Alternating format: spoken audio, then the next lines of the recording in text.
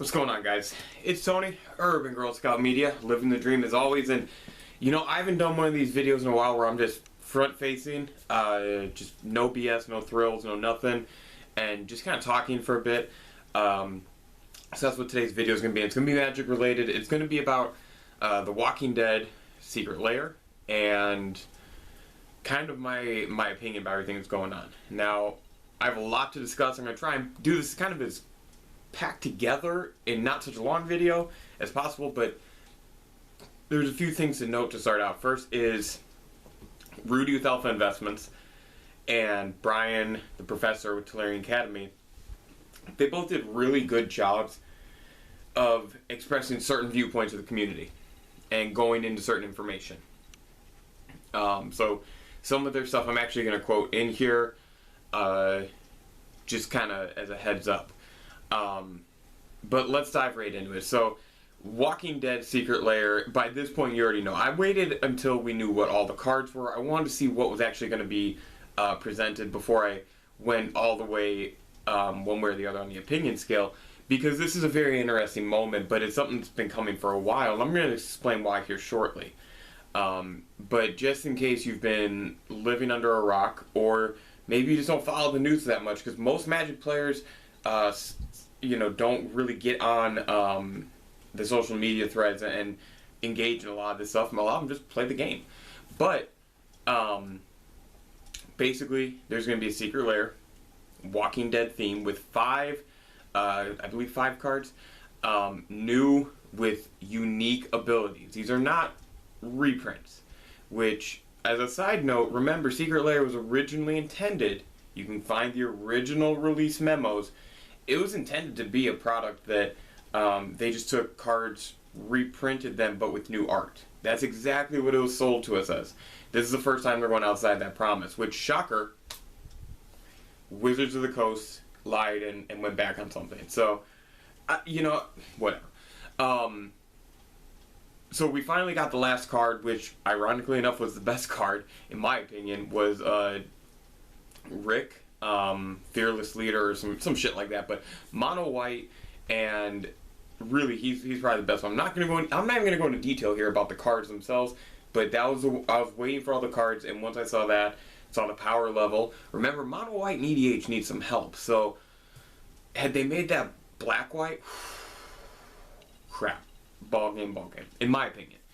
But here's my take on this, and one of the things I've always said is, I'm not gonna blame a company for trying to be innovative, especially today where you can go from up here to down here in just one or two moves. The fact that Magic the Gathering is around almost 30 years into the game is pretty impressive. But here's kind of where my thought process is as we know everything. First is, let's start with the fact that they are about 30 years into the game, right? We have to assume that they're closer to empty than full when it comes to gameplay ideas.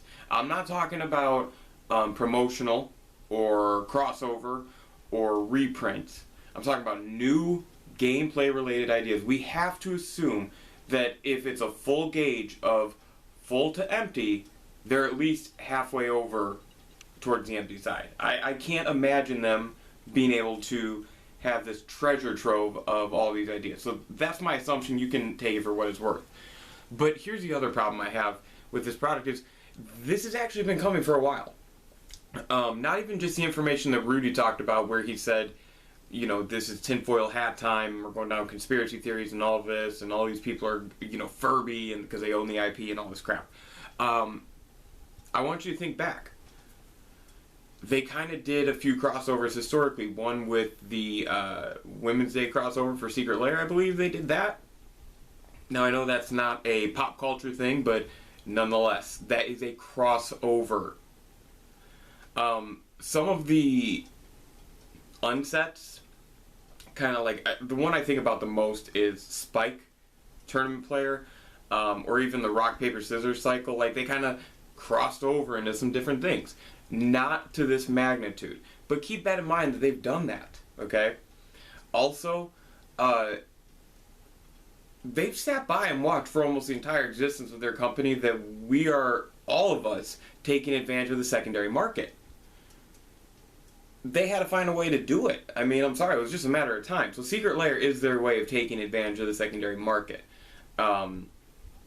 Which, good for them. You know, they figured it out. But when I trade a card to somebody, or when I sell a card to somebody, if it's just directly cash straight, straight cash homie, Magic, Wizards of the Coast, they don't get anything from that. Now, you go to your local game store, for example, there might be ways where they get it through distribution, we buy packs and whatnot, but singles is completely different. So the secondary market is very lucrative. So once they found a way to Secret Lair, it was just a matter of time before they figured out how to completely wreck that idea. Again, just throwing out my opinions here, take it for what it's worth. Need a sip of my beverage. Now, you don't know what I'm drinking, but I will guarantee you it is an Oktoberfest beer. Normally it'd be Samuel Adams. Not this time. Anyways, so next, let's talk about the art thing for just a moment, because I know some people are even upset about the Secret Lairs in general, the art, whatever. We, the entire time we've been playing Magic, have basically, whenever you do your little altar arts, I am a terrible artist in that effect, but I still do it for shits and grins. Whenever you do those, artists actually get commissioned to do it. Even the signed by the artist cards, anything that alters the original card, they have been watching us for years show that we enjoy that. So what are they supposed to do? So if you take away the greediness, and the greediness does have a lot to do with this, and I'll address that here soon. If you take away the greediness, they kind of listened to what their consumer base wanted or was doing. They found a way to make that happen. I don't like that we get, there's some sets where it's like you have one rare, and there's like 3 or 4 different versions of said rare. When you talk about like the regular printing, extended art, collector art, and then the foiling or any of those foilings that come with it. So I'm not a huge fan of that, but we've kind of shown them that we like kind of unique and different stuff in Secret Lair, even with the art itself. So then let's go to the next, and probably the piece that's going to be hardest for a lot of people, because if you haven't seen this, it's not as big of a deal. But think about it like this. Have you ever had that friend that tags you in a post about uniquely created cards? Like there's the one that's the America card, and it has like the red, white, and blue mana in the flag symbol. I've been invited to several different types of groups where the people were creating their own cards for their own block. Like one of them was Bible themed. One of them was satanic themed. Like I've seen that kind of range. I've seen political themed. I've seen pop culture themed. I've seen Marvel themed even. So it would be impossible for us to assume that, again, Wizards of the Coast hasn't seen that in some capacity. That people do put time and effort into it, and that there are people out there that would actually try some of this. I don't think they're ever going to do a Bible theme or anything like that, but the information's out there. Go look on Facebook and look for, like, Magic the Gathering custom cards. Things like that. And just kind of go down that rabbit hole. Go on Google and just type that in, and you'll see exactly what I mean. So I think there's a lot of moving parts when you look at that, but at the end of the day, the company is ran by people who want to make money. They don't care about the gameplay as much. And we've seen that over the last year and a half with Standard. It's been a complete shit show. Maybe even 2 years. But all those things combined, I do not like this product. I do not like the path that it's going down. It's not necessarily... even the condescending response we got from Mark Rosewater on his blog about how they can reprint these cards in Magic sets without the IP of those characters or whatever, that's not the same. And again, that's just another way of the cash cow flowing in. So I don't know, it's, this is a weird spot. It's a weird moment because me personally, it's not for me. I don't like it. I'm not going to condemn them. I'm not going to boycott them. I'm not going to go online and blast them all sorts of different ways for this one. And I've blasted WotC for some stuff. Trust me, check my other videos. There's a ton on there. But you can't blame the company for being innovative. They've seen us taking advantage of the singles market. They've seen us out here making our own custom art. They've seen us out here making these weird crossover cards. It was just a matter of time. I don't know what else to say. And they're greedy, so it's not like we can even assume that they hadn't been thinking about it even before some of these emails that went to Rudy during his tinfoil hat videos were.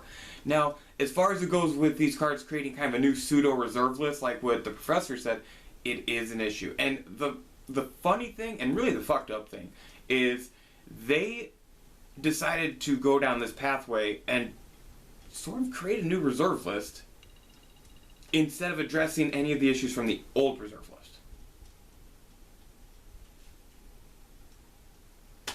So again, that greed component comes back in. It's all about the money. They don't care about the gameplay. They don't care about those things anymore. That's not the way they do business. There's been this article floating around on Facebook where one of the old game designers talked about how, they knew the opportunity was there to do those things, but they just wanted the game to be good. That's not a strength of the company anymore. So when we think about all these things together, I think we have to realize it was only a matter of time. It really was. And it's probably going to get worse from here. It really is. Doctor Strange, we've heard rumors of Marvel crossovers. Doctor Strange in this new upcoming Wizards themed Strixhaven set would make complete sense. There's the comments made about why they wouldn't align themselves with J.K. Rowling because some of her views, whatever. I'm not here to get into that today, but there's some evidence for all this to happen. So it's probably just going to get worse from here. My advice is a few things. One, if you like the product and you have the money, go for it. This is going to be something that collectors are going to go after, rightfully so. I'm sorry, guys. That's the reality. We've created this secondary market. They figured out a way to tap into it. They're going to run it. They're going to run it. So if you like the product, just go get it. The internet does not account for the entire player population. And my guess is that this product is going to sell pretty good. If you like this product, you want this product and you're unable to get it, whatever that reason is, and it could be based on where you live, based on your financial situation, based on your personal beliefs towards Wizards of the Coast maybe, I don't care, but you really want these cards. Remember, now more than ever, we have tons of ways, whether it be the Wish app, that's what I get my fetch lands from. I don't care, I have a play set of a specific fetch land, and I have more than 4 commander decks I want to play them in. That's where the proxies come in for me. And I, never would take advantage of the system, and I would encourage you guys the same. Don't try and screw people over with that, but there's an alternative. Etsy is, I've actually had cards given to me from there, and I didn't ever think I'd, say that, but that's a decent site. You can go on Google, again, basic Google searches, go on Facebook and ask people, get the proxies, get the cheaper versions, and then you're not giving the money to them, but you're getting the gameplay out of it. That's all I can really offer in that context. I don't like this product. There's going to be a crossover though at some point that I'm going to like. I refuse to believe that with all the pop culture shit out there that they're not going to nail it with something that I personally would like. I bought and was given a couple sets of the Goblin Secret Lair, and there's a few other ones I actually really wouldn't have mind having. I don't know. Like I said, it's going to get worse no matter how you look at it, because there's so many people that are going to like these things that it's going to sell. They're going to see the effect, and they're just going to run wild with it. It doesn't matter. Boycotting it is not going to stop this, guys. Don't kid yourself. Don't kid yourself. And don't be influenced if you want this product either. If you want the product, just fucking go for it. But don't kid yourself and think that your one sale and your one voice is going to matter to them. They have figured it out. Between Arena and between all the paper products that they're printing now, they figured it out. So I just wanted to talk for a little bit about that. Like I said, I can't blame the company for trying, especially when you're going on almost 30 years of a card game. We know that they're focused more on the money than they are on the gameplay. We know that they're incredibly greedy. All these things make sense. I wanted to share my opinion after I saw the entire release. because what if they just made these cards really unplayable in anything other than casual formats? I wouldn't have been upset. There's a couple of them that are going to be pretty decent. It's the reserve list issue is now worse than ever, and this doesn't help. And I think that they're kind of creating, this weird era that we're going into. Everyone's calling it the crossover era. If it's really true, like I said, if the product is something, and this should be it for anything you do with Magic the Gathering, if it's something that you like and you can find at a reasonable price, then go for it. Thank you guys so much. If you are not subscribed to this channel, help me out, man. The market is such a bitch to get into this. Help your boy out. Tony K, Urban Girl Scout Media, living the dream as always. Thank you.